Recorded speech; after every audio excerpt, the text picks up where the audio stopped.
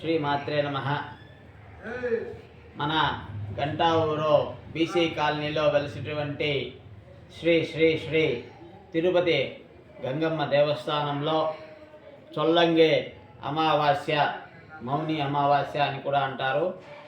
అమావాస్య సందర్భంగా ఈరోజు మన తిరుపతి గంగమ్మ తల్లి చాముండేశ్వరి అలంకారంలో అమ్మవారు దర్శనమిస్తున్నారు. ఈరోజు అమావాస్య సందర్భంగా శ్రీ తిరుపతి గంగమ్మ దేవికి, మారమ్మ దేవికి విశేషమైనటువంటి ఫలపంచామృత అభిషేకము, సుగంధ ద్రవ్య అభిషేకము జరిగినాయి. అలానే ఉదయము అమ్మవారికి ప్రత్యేక పూజా కుంకుమార్చన, ప్రత్యేక హారతులు, తీర్థప్రసాద వినియోగము జరిగింది. అలానే సాయంకాలం సంధ్యాకాలంలో అమ్మవారికి విశేషమైనటువంటి కుంకుమార్చన, విశేషమైనటువంటి హారతులు జరిగినాయి. అలానే భక్తాదులందరూ అమ్మవారి యొక్క సేవలో పాల్గొని అమ్మవారి యొక్క ఆశీస్సులు తీసుకున్నారు. ఈరోజు మౌని అమావాస్య విశేషం ఏమంటే, ఈరోజు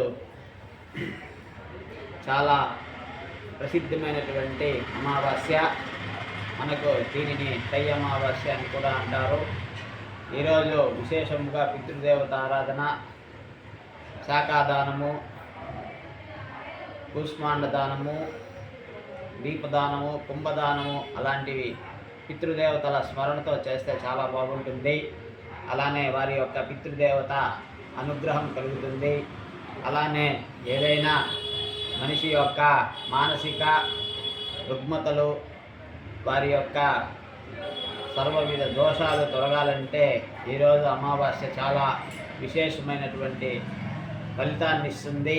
అందులోనూ అమ్మవారి యొక్క విశేషమైనటువంటి పూజా కార్యక్రమంలో పాల్గొంటే అమ్మవారి యొక్క విశేషమైనటువంటి ఆశీస్సులతో వారికి ఉన్నటువంటి రుగ్మతలన్నీ తొలగి వారి యొక్క జీవితంలో అంటు వ్యాధులు కానీ, వారి యొక్క మానసిక రుగ్మతలు కానీ, పాడి పంటలు కానీ, పశు సమృద్ధి కానీ జరుగుతుంది.